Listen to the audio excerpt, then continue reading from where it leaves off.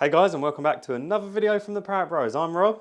I'm Dom. And today, if you hadn't guessed it, we're going to be fitting the MK rear diffuser. Nice lightweight bit of fiberglass diffuser. That thing is massive. It is pretty large, look. If you compare that to me, it is pretty large and hopefully it'll be quite effective. They come with a fixing kit. It's got one U channel and two Z brackets. Hopefully it shouldn't be too hard, but you're going to have to get your car in the air first. So before we do that, should we jump to the intro?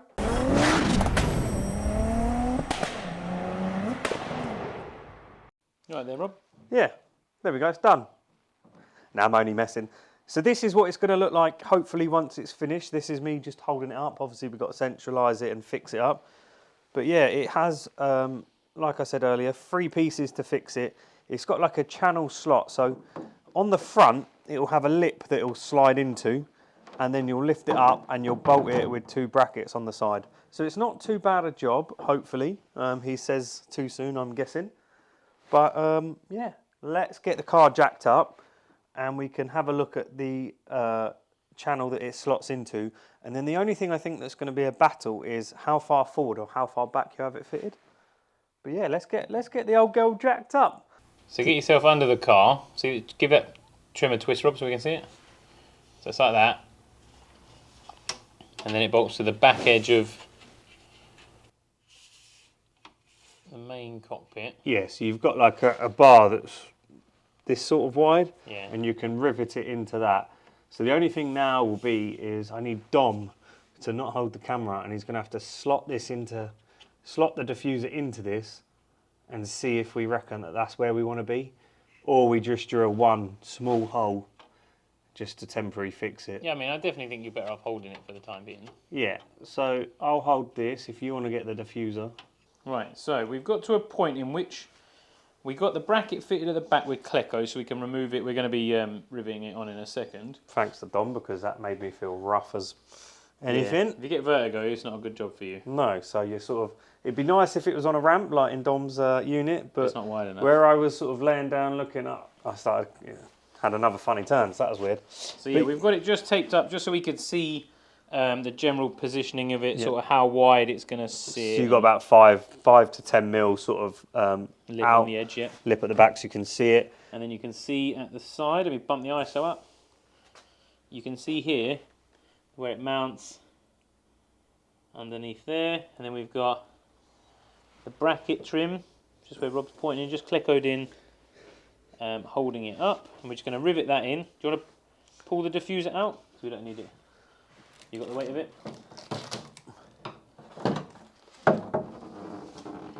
So then we'll just put that bracket riveted in, and then we'll be ready to start working on the fixings at the other end. Here's one I prepared earlier. So once you've got the bracket in underneath and you lift your diffuser up, we've just taped it on just so you can see where it needs to be. Then you need to make some bracketry at the back. Now MK do supply some Z brackets, but if you look at ours, the Z bracket wasn't quite enough. So we just had to sort of kick it back in a bit, because you imagine this would have gone straight down here, but we've just had to kick it in.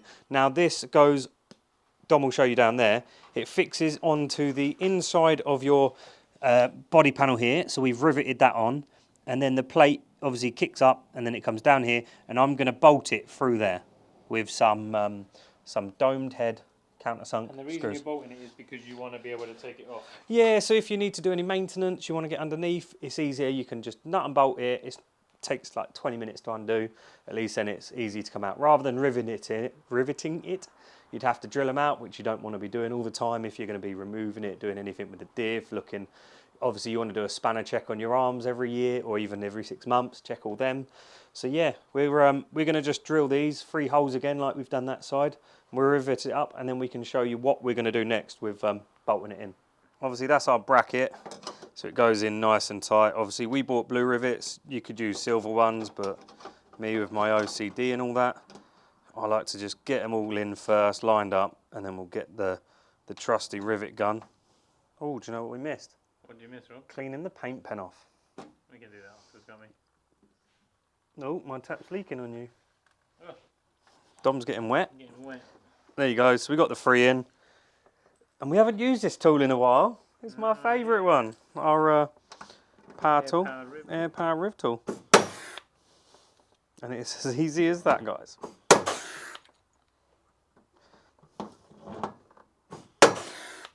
There we go.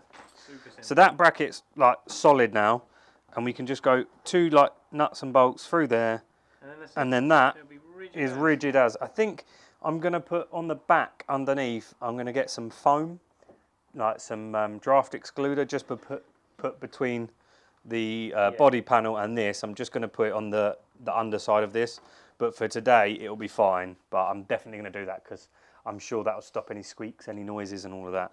Yeah. But yeah, so I reckon if we drill this now, we'll get this bolted up and it's going to look wicked.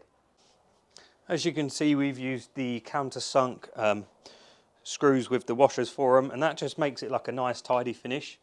So that's the bracket and the diffuser bolted in place. Now Dom's going to pan up and he'll show you what it looks like. So there's no gap there, it's all nice and snug here and then all the way across. Obviously we're just going to put a bit of foam tape on it once I go and get some. But it looks really smart, just tidies up the back end, makes it look really nice. Obviously fitting this I have removed something, so we are going to have to re-look at a number plate light at some point, but I don't intend on going out in the dark at the moment, so we should be alright. Yeah, we'll probably end up with buttons one either side facing inwards. Yeah. Centres, probably. I mean, there's nothing stopping you putting it here.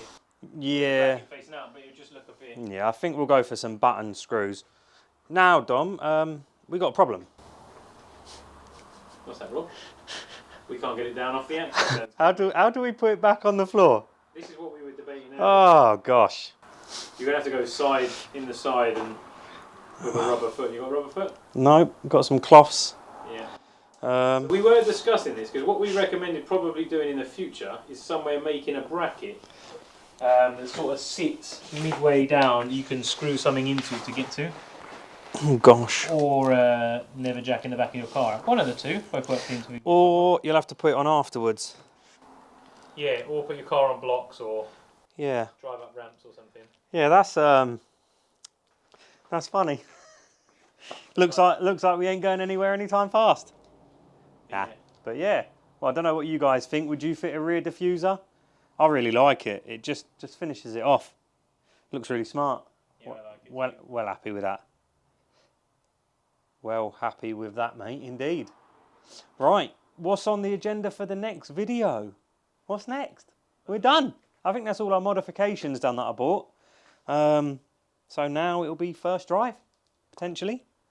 And then we'll have to do some challenges and TT kit car battles. Yeah, we're going to have to do something, aren't we? Yeah, wicked.